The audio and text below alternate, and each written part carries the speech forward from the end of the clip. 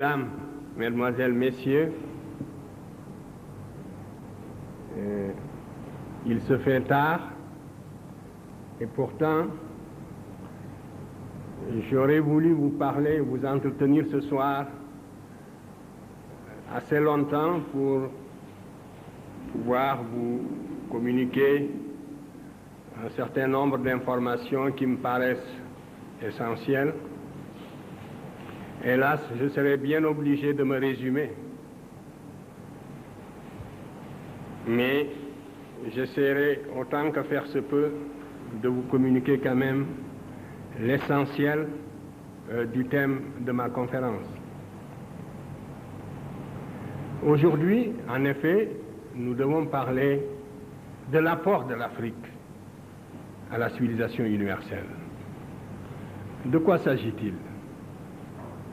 L'Afrique passe pour être un continent fruste qui n'a presque rien apporté à la civilisation.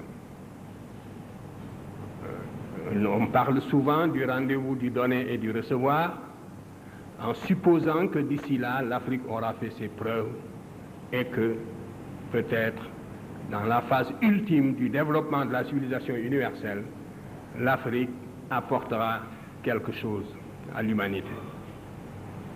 C'est vraiment renverser le courant de l'évolution et raconter l'histoire à rebours que de concevoir le développement historique de cette façon. Parce que c'est bien le continent africain qui fut à l'origine de tout le développement de la civilisation. Je voudrais seulement saisir trois grandes étapes de cette évolution et m'entretenir avec vous là-dessus. Au tout début donc, maintenant cette question ne se discute plus âprement, mais il y a une trentaine d'années, pour être sérieux, il ne fallait pas considérer que l'Afrique puisse être réellement le berceau de l'humanité. C'était une idée qui paraissait extrêmement saugrenue, et il fallait même faire preuve d'un grand courage intellectuel pour avancer une telle pensée. Depuis, la recherche s'est développée et vous en connaissez les résultats. Nous savons aujourd'hui que l'Afrique est bien le berceau de l'humanité. Mais vous me direz tout de suite que le berceau de l'humanité, on a dit que c'est un berceau à roulettes et qu'il passe d'un continent à l'autre. En fait, ceci est inexact. Ce berceau, on l'a placé au début en Asie pour des raisons bien connues, relevant de la tradition biblique et aussi des apparences. C'est en Asie que se trouvent les trois races. On a en Asie des noirs, des blancs et des jaunes, et la tradition biblique aussi plaçait le berceau de l'humanité sur ce continent. De la sorte, les premiers archéologues, tels Sir Bernard Boulay, ont essayé de vérifier la véracité biblique.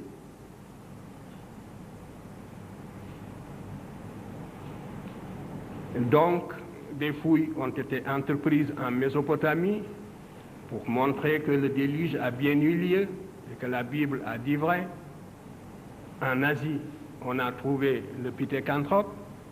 Ces minces éléments ont suffi pour placer le berceau de l'humanité en Asie. Mais dès que la recherche s'est intensifiée, on s'est aperçu que c'est vers l'Afrique plutôt qu'il faut regarder, d'autant plus que des auteurs comme Darwin avaient déjà suggéré cette idée-là. Maintenant, les fossiles et les vestiges trouvés en Afrique ne laissent plus aucun doute sur le fait que l'Afrique est le berceau de l'humanité. Et depuis que le berceau a été placé en Afrique, je vous l'ai dit, il ne l'a plus quitté. Et chaque jour, la recherche dans le domaine de la préhistoire, dans le domaine de l'archéologie préhistorique, prouve que l'Afrique est bel et bien le berceau de l'humanité.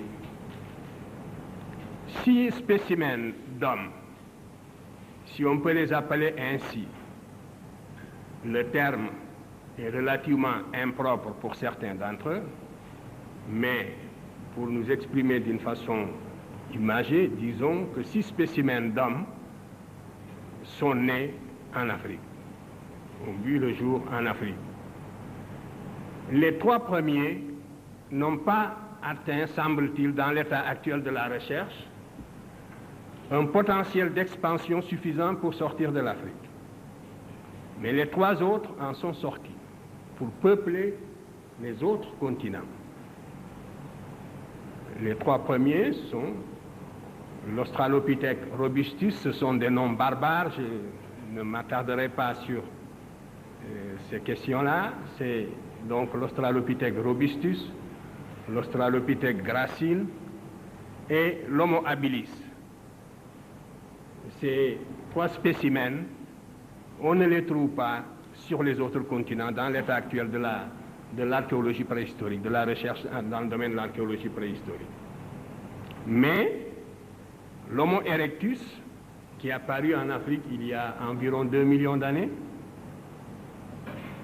l'homme de Néandertal, que l'on appelle maintenant, et que l'on appelait aussi l'Homo faber, et que l'on appelle maintenant l'Homo sapiens,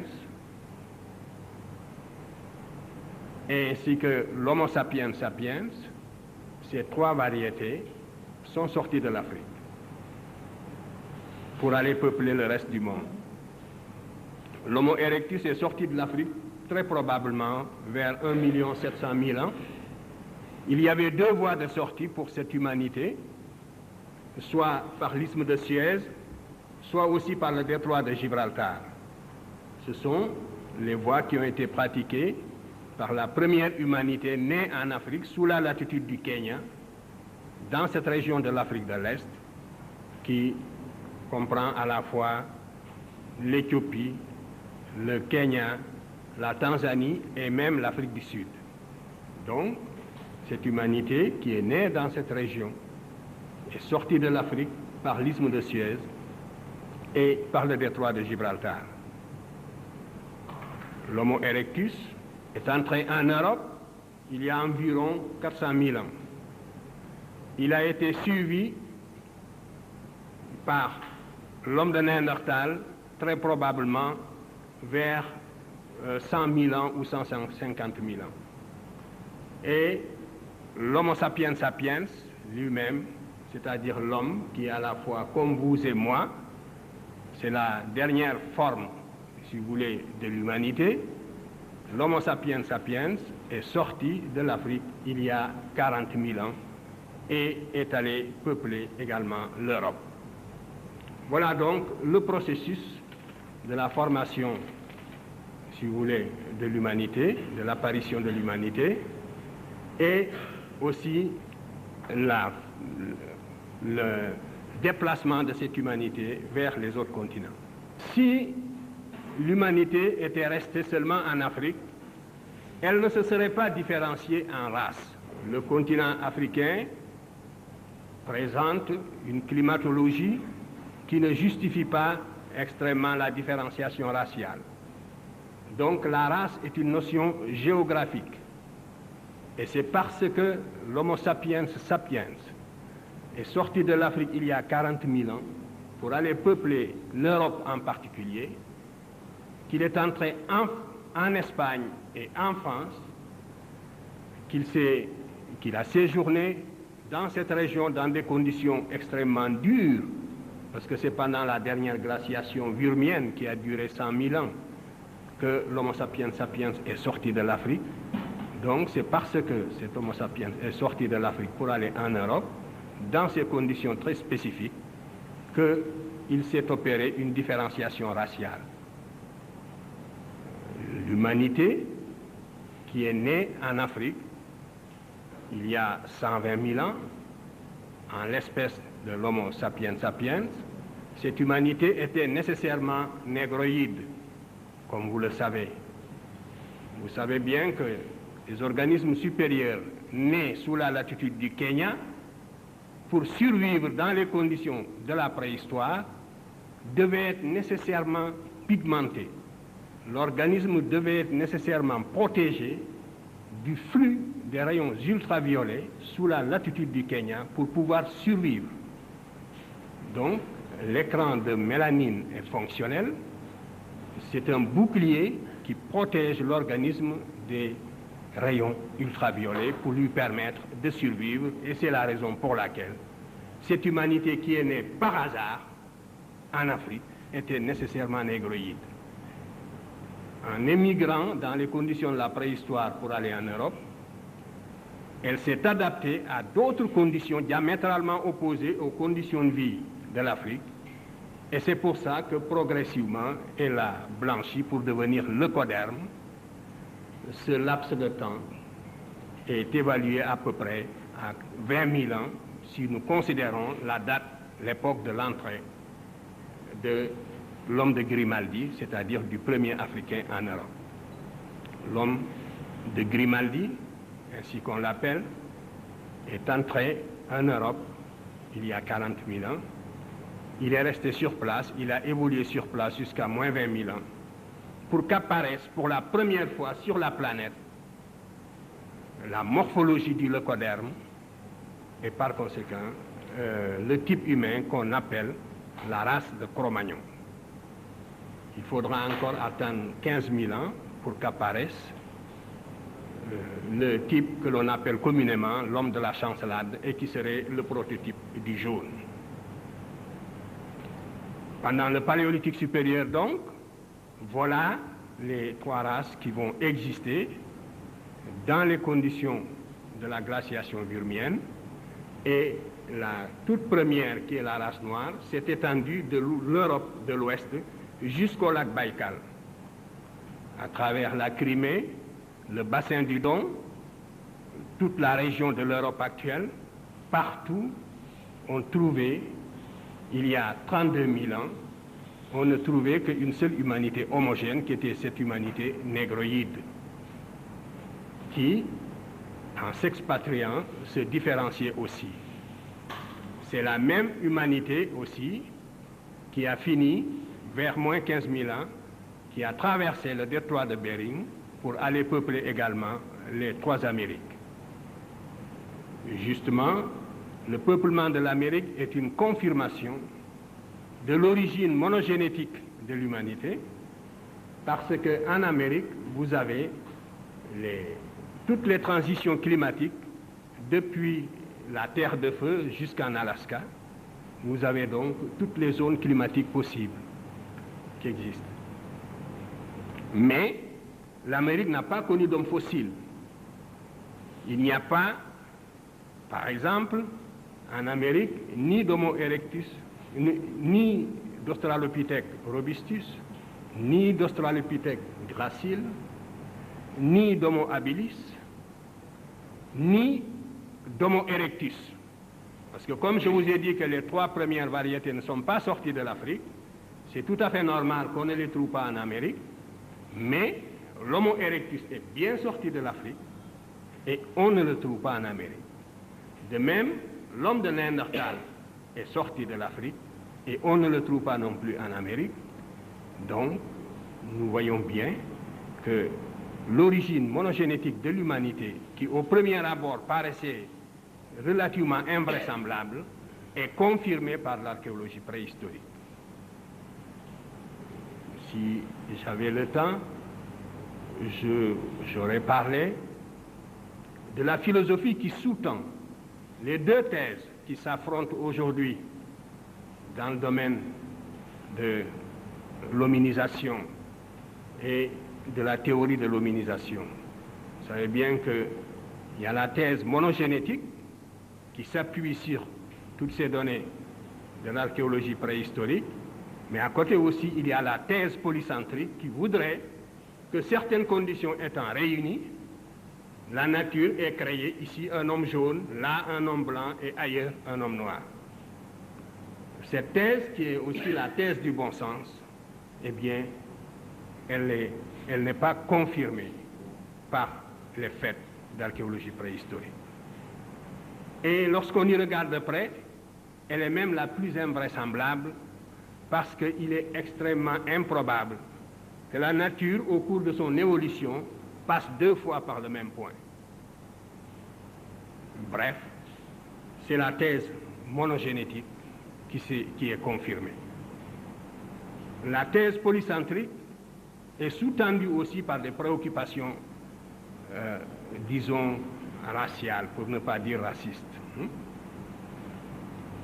Tout ce que je vous dis sur l'origine de l'humanité ne doit pas nous inciter à tirer la moindre gloriole, si je puis dire, du fait. Il nous faut seulement considérer que c'est un fait du hasard. Mais si on le perd de vue, on explique l'évolution à rebours que vous disiez, et on enlève l'appétit intellectuel aux chercheurs et aux étudiants. C'est donc le seul intérêt que présente cette thèse, c'est parce qu'elle est conforme à l'évolution réelle, au processus réel d'hominisation, donc elle est conforme à la science, et prendre le contre-pied, c'est donc prendre le contre-pied de la science. C'est voilà donc l'intérêt surtout qu'il faut attacher à cette théorie de l'apparition de l'homme en Afrique. Vous voyez donc qu'au tout début, par le plus grand des hasards, l'Afrique a vu naître l'humanité et le peuplement du reste du monde s'est fait à partir de l'Afrique. Et les hommes qui sont sortis de l'Afrique ne sont pas sortis de l'Afrique les mains nues. Ce sont des hommes qui sont sortis avec toute leur industrie constituée. L'homme de l'Orignacien avait inventé une industrie justement. Le Grimaldien, comme je l'ai appelé tout à l'heure, il a inventé une industrie qu'on appelle l'industrie orignacienne. C'est ainsi qu'on l'a caractérisé une fois qu'il est arrivé en France. Mais cet homme est entré en Europe avec son industrie bien constituée. L'industrie orignacienne, dont cet homme est responsable, n'est pas née en Europe. Elle a été inventée de l'extérieur. Et les inventions qui se situaient au niveau de la pierre à cette époque étaient de véritables révolutions. Cela aussi, il ne faut pas le perdre de vue. C'était le sommet du progrès. C'était au moment où l'homme devait affronter la nature, une nature quasi vierge, n'est-ce pas, pour la dompter. Et dans ces conditions-là, qui étaient des conditions extrêmement dures que l'imagination peut à peine aujourd'hui reproduire, les hommes, à cette époque-là, c'est l'Afrique qui a porté aux autres continents. Et nous sortons de la préhistoire et nous entrons dans la période historique proprement dite. Je passe très vite. La période historique proprement dite, elle est caractérisée par l'apparition de l'écriture. Là encore, c'est la vallée du Nil qui devance le reste de l'humanité pour des raisons bien simples. L'évolution de l'Europe était retardée par justement cette fameuse glaciation vurmienne dont je viens de vous parler, qui, ayant duré 100 000 ans, s'étend par conséquent de moins 80 000 à moins 10 000. Voyez. Donc, pendant toute cette période, l'évolution de l'Europe étant retardée, l'Afrique a évolué normalement. L'Afrique a connu seulement des périodes tantôt sèches, tantôt des périodes pluviales. Donc, a évolué selon un rythme relativement normal. Et le processus cumulatif de la civilisation était donc plus intense en Afrique qu'en Europe où on vivait dans des grottes. Il en résulte tout de même le fait que l'Afrique entre, la première dans la période historique, et dès la fin du 4e millénaire avant Jésus-Christ, l'Afrique invente l'écriture. Et à partir de moins 3300, nous avons des documents écrits, nous pouvons suivre l'évolution de l'Afrique dans la vallée du Nil. En moins 4236, l'Afrique invente déjà un calendrier sidéral. Le calendrier sidéral fondé sur le lever d'une étoile du ciel, qui est l'étoile la plus brillante du ciel, l'étoile Sirius, qui est dans la constellation du Grand Chien, c'est l'étoile la plus brillante du ciel. Les Égyptiens, en moins 4236, avaient déjà remarqué que cette étoile se lève en même temps que le Soleil, pratiquement, sous la latitude de Memphis, tous les 1460 ans. Et c'était la base de leur calendrier. Donc c'était un repère chronologique absolu, pour ainsi dire. Imaginez le Soleil, un phénomène aussi fugace, le Soleil qui se lève en même temps qu'une étoile. Le phénomène ne dure que quelques secondes, à peine moins d'une minute. Et il ne se reproduira plus avant 1460. L'année suivante, si vous regardez, si vous mettez sous la même latitude pour regarder le Soleil et cette étoile en question, vous constaterez qu'il y a un écart d'un quart de jour. Et la deuxième année, vous constaterez qu'il y a un écart d'une demi-journée. Et au bout de 4 ans, vous constaterez qu'il y a un écart d'une journée. Par conséquent, dès moins 4236, les Égyptiens connaissaient l'année bissextile et pouvaient très bien, tous les 4 ans, ajouter au calendrier de 365 jours en quart, donc tous les 4 ans, ajouter un jour pour créer une année bissextile. Mais ils ont préféré, au lieu de rectifier tous les 4 ans, suivre l'évolution du phénomène pendant 1460 ans pour ajouter une année de plus. Et ce calendrier, les Égyptiens y tenaient à tel point que le pharaon avait créé un service spécial pour suivre l'écart à travers le temps entre le calendrier sidéral et le calendrier ordinaire. C'est donc, et nous connaissons, les levées héliaques, n'est-ce pas, qui jalonnent l'histoire égyptienne. Donc, ceci pour montrer que l'Égypte est entrée dans la période historique avec des connaissances astronomiques précises. Et sur ce point, l'unanimité est presque faite pour tous les spécialistes. On sait que l'Égyptien connaissait une méthode de détermination des phases de la Lune qui n'avait rien à voir avec les méthodes qui seront inventées ultérieurement. Et tandis que l'Égyptien avait ainsi maîtrisé dès la plus ancienne époque les mouvements du ciel, en Mésopotamie, les observations étaient extrêmement nombreuses, mais la Mésopotamie n'a jamais réussi, quoi qu'on ait dit sur l'astronomie mésopotamienne. Il aurait été plus correct de parler de l'astrologie mésopotamienne. Bien que des observations nombreuses aient été faites et des observations pertinentes, la Mésopotamie n'a jamais pu avoir un calendrier régulier ou digne de ce nom. Vous savez qu'en Mésopotamie, il y a eu les éphémérides et que presque jusqu'à la fin de l'histoire mésopotamienne, le roi ajoutait, quand l'année, n'est-ce pas, quand l'écart était très grand, de temps en temps, on ajoutait un 13e ou un 14e mois. Et on a été obligé, vers la basse époque, d'inventer les éphémérides pour essayer de voir les périodes de levée, les dates de levée, par exemple, d'apparition de la Lune. Dans le domaine proprement scientifique, c'est également déjà sous l'Ancien Empire, en tout cas sous Djoser, en 2778 déjà, tous les éléments technologiques de la civilisation égyptienne étaient en place. Qu'il s'agisse de la médecine, qu'il s'agisse de la mathématique, la géométrie, comme l'algèbre ou la trigonométrie, qu'il s'agisse de la mécanique ou de l'architecture, tous les éléments technologiques de la civilisation égyptienne étaient déjà en place sous la 3e dynastie. Je vous montrerai tout à l'heure le pharaon de cette époque, qui a justement un type africain affirmé, et c'est sous ce pharaon que vivait le grand savant polyvalent que les Grecs avaient divinisé et qui s'appelle Imhotep. Et on pense que Imhotep était à l'origine de la plupart des inventions du temps de Djoser. C'est de cette époque également que date la pierre de taille, l'architecture en pierre de taille. Concernant les mathématiques égyptiennes, il faut dire que la géométrie égyptienne était une géométrie rigoureuse, aussi par opposition à la géométrie mésopotamienne. Nous avons un papyrus qui est très connu, qui est le papyrus Rind,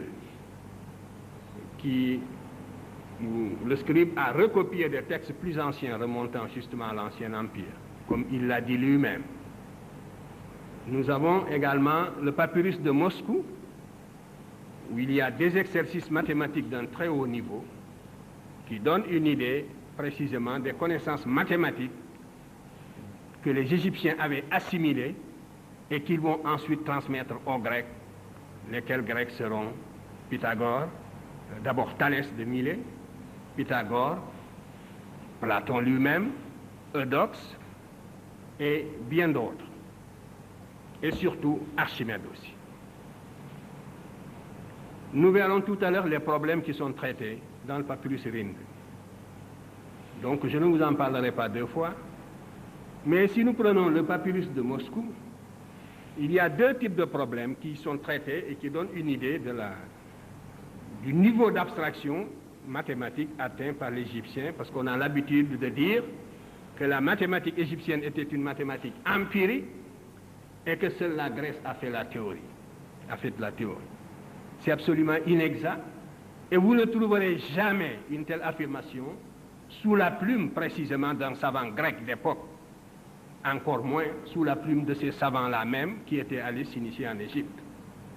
Vous ne le trouvez pas chez Pythagore, puisque nous n'avons pas une seule ligne de Pythagore, rien du tout. Vous ne le trouverez pas chez Thalès. Thalès n'a pas écrit une seule ligne sur les mathématiques. On lui a attribué un théorème très discutable, nous le verrons tout à l'heure. Thalès a écrit tout au plus une lettre discutable à Phérécyde, et dans laquelle il disait à Phérécyde, si toutefois cette lettre était authentique, qu'il n'aimait pas écrire, et que donc il préférait voyager. Voilà tout ce que nous avons de Thalès. Sinon, nous avons la biographie donnée par Diogène Laërce, où on lui attribue l'année de 365 jours inventée par les Égyptiens à la proto-histoire. Vous voyez. Donc, la mathématique égyptienne, dans le papyrus de Moscou, révèle deux problèmes. Le problème contient deux problèmes, parmi d'autres. Un problème sur le tronc, le volume, le calcul du volume du tronc de pyramide. Pour calculer le volume du tronc de pyramide, vous savez que c'est égal à 1/3 de H, facteur de A2 plus AB plus B2, A et B étant, si vous voulez, les côtés des carrés du sommet et de la base. Donc, vous avez là une expression analytique à laquelle il est impossible, n'est-ce pas, d'accéder par pur empirisme. Il n'est pas possible d'atteindre une telle expression analytique par des considérations empiriques. La preuve, la géométrie mésopotamienne, qui est une géométrie inexacte et qui est une géométrie empirique, a donné du volume du tronc de pyramide une formule qui n'est pas approximative mais qui est grossièrement fausse. Par exemple, la mathématique mésopotamienne donne le volume V égale H sur 2 et non pas sur 3, facteur de A2 plus B2 et le terme AB est oublié. Donc c'est une formule qui est tout simplement inexacte. Et voilà l'exemple d'une mathématique empirique. Et il en est de même, le même papyrus contient le problème, donc un autre problème, qui est l'exercice numéro 10, qui porte sur le volume de la sphère. Ceux d'entre vous qui se sont intéressés aux mathématiques, les mathématiciens qui sont dans la salle, savent combien il est difficile d'étudier les surfaces courbes, et ils savent surtout qu'on ne peut pas donner la formule rigoureuse de la surface de la sphère, comme les Égyptiens l'ont fait dans l'exercice numéro 10 du papyrus de Moscou, C'est-à-dire donc 4πr2, qui est la formule moderne, de même que la formule que je vous ai donnée tout à l'heure pour le tronc du volume de pyramide correspond à la formule moderne. Eh bien, vous savez bien qu'une telle formule, on ne peut pas y accéder, justement, par des voies empiriques. Rien que ces deux exemples montrent donc le côté hautement théorique de la mathématique égyptienne. Et n'oubliez pas, justement, ce que contient l'épitaphe d'Archimède, qui passe pour être le plus grand mathématicien grec de l'Antiquité. Archimède, parmi toutes les découvertes qu'il avait faites, considérait précisément que la plus belle de toutes, c'était la surface de la sphère, avec le cylindre exscrit. Et c'est la raison pour laquelle il avait choisi cette figure comme épitaphe. Et quand Cicéron a trouvé son tombeau, sa tombe en Sicile, en Syracuse, eh bien, il a été guidé par cette figure qu'on a retrouvée, précisément, sur la dalle. Et c'est comme ça qu'on a identifié le tombeau d'Archimède.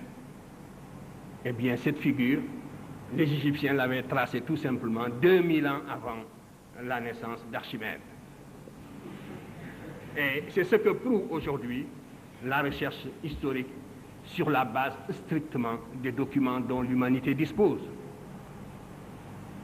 Et ce que je vous dis là, bien d'autres théoriciens le savent et le disent également aussi.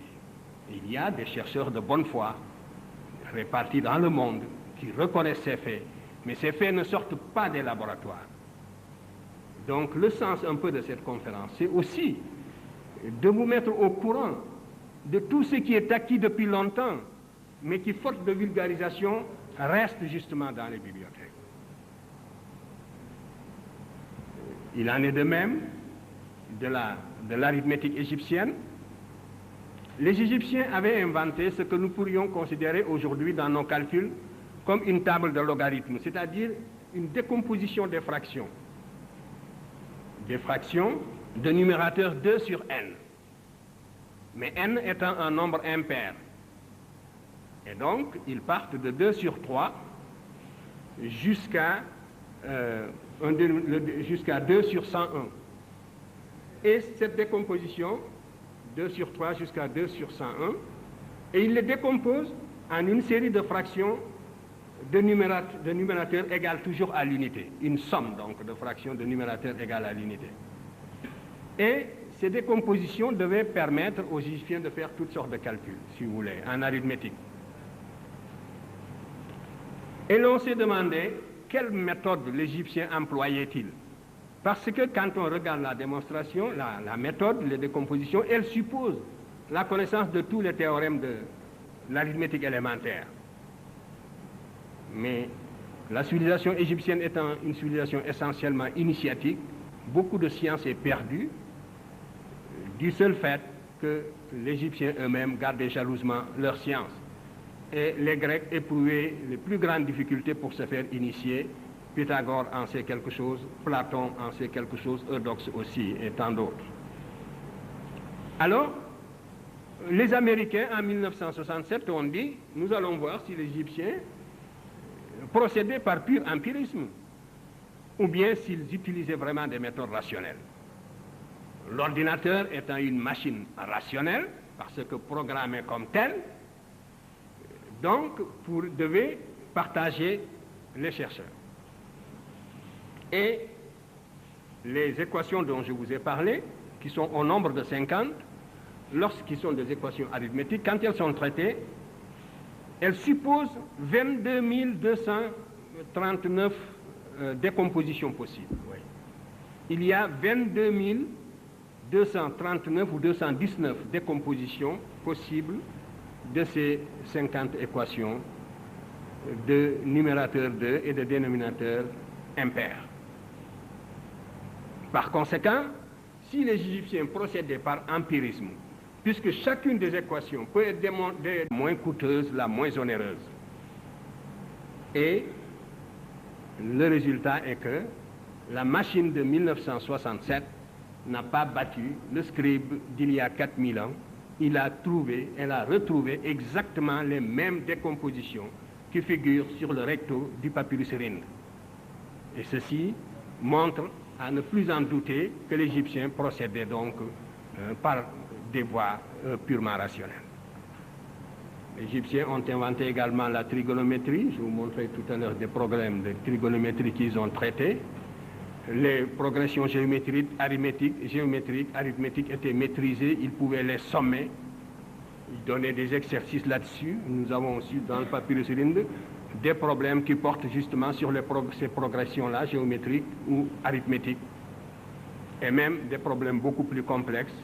On a des problèmes qui correspondent à des systèmes d'équations du premier ou du second degré, ou un mélange d'équations du premier et du second degré. Donc, les Égyptiens connaissaient aussi l'algèbre, la mécanique également, et l'on sait maintenant qu'ils utilisaient des plans inclinés d'une pente donnée pour manutentionner les tonnes de pierres dont ils ont besoin pour construire les pyramides, et les pentes étant restées sur place, en mesurant la pente, on peut calculer la réduction de la force d'attraction et connaître par conséquent la quantité de tonnes qui étaient manipulées par jour, et on a retrouvé ainsi le temps que les Égyptiens ont mis pour construire les différentes pyramides. C'était de l'ordre de 30 ans pour la pyramide de Khéops et de 19 ans pour la pyramide de Sénéfrou. Ce n'était pas un siècle. Et ceci sur des données mathématiques très précises. Et on sait également que les Égyptiens étaient de grands spécialistes en médecine. La médecine était tellement spécialisée qu'il y avait, selon le témoignage même d'Hérodote, des médecins uniquement pour les yeux, d'autres pour les maladies de l'estomac, et ainsi de suite. Et il y avait aussi des généralistes et d'autres qui sont, si vous voulez, qui ne s'occupaient que des maladies, qui étaient des spécialistes de la guérison psychologique. Ce qu'on aurait pu appeler aujourd'hui les thérapeutiques spéciales, par exemple, qu'on utilise dans certains hôpitaux psychiatriques. Les Égyptiens connaissaient ces méthodes.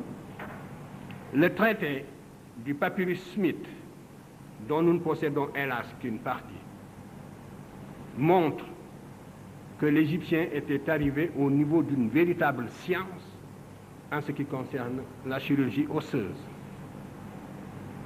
Et c'est dans le papyrus Smith que le cerveau a été désigné pour la première fois dans toute la littérature scientifique et médicale de l'Antiquité par son vrai nom, et c'est aussi la première fois que l'on a essayé, avant Broca pour ainsi dire, d'identifier les différentes fonctions du cerveau, c'est-à-dire les lésions du cerveau en liaison avec les paralysies que ces liaisons vont produire aux différentes parties du corps. Donc, tout cela montre que l'Égyptien avait atteint un niveau scientifique extrêmement élevé dès l'Antiquité. Ce niveau de la civilisation égyptienne ne concernait pas seulement les sciences exactes, il concernait également aussi les arts. Je vous ai dit que l'architecture en pierre de taille remonte à la 3e dynastie. L'art a influencé l'art égyptien, a influencé l'art grec, à n'en pas douter. Le canon pictural est le même, et on le retrouvera tout à l'heure, et ainsi de suite.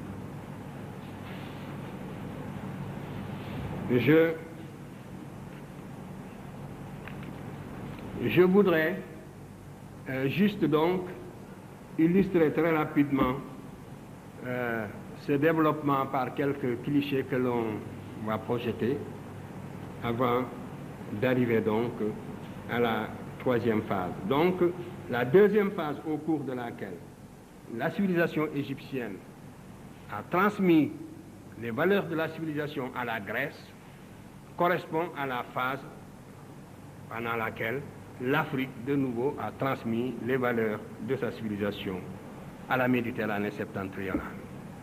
Donc, vous voyez, une première période, c'est la période préhistorique. L'humanité naît en Afrique et sort de l'Afrique pour peupler les autres continents.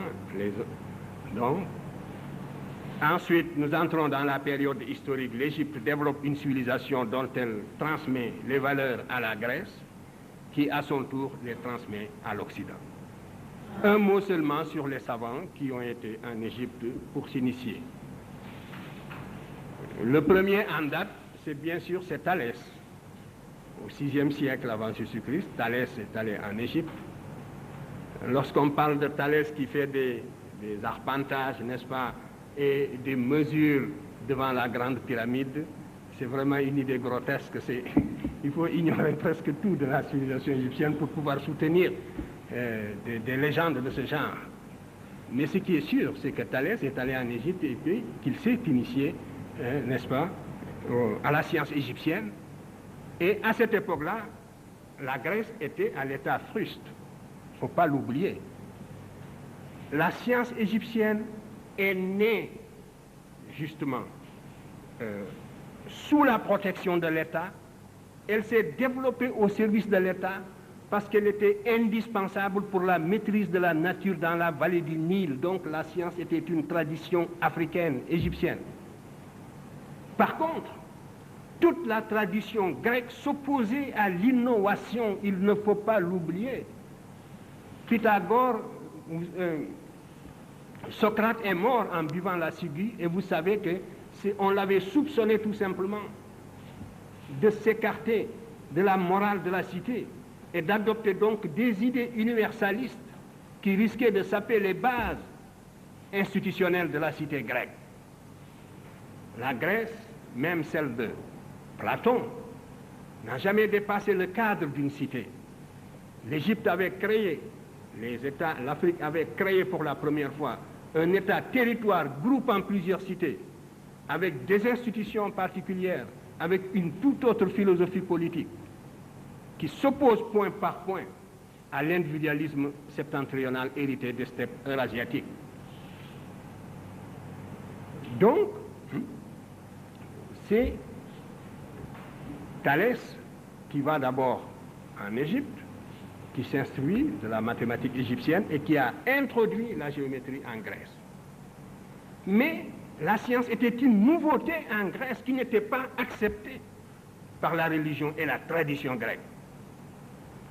La société la plus intolérante de l'Antiquité jusqu'à la Révolution populaire, jusqu'au triomphe des plèbes, c'est la société grecque. Étudier les structures sociales et la répression féroce de tous les novateurs. Anaximandre a failli, Anaxagore a failli être tué. C'est parce qu'il était l'ami de Périclès, et c'est Périclès qui l'a sauvé de justesse. Aristote s'est enfui, il a failli être tué. Platon s'est enfui, il a failli être tué. Socrate a été tué. Voilà la société grecque et son attitude à l'égard de ses savants. L'innovation philosophique, l'innovation scientifique, on n'en veut pas.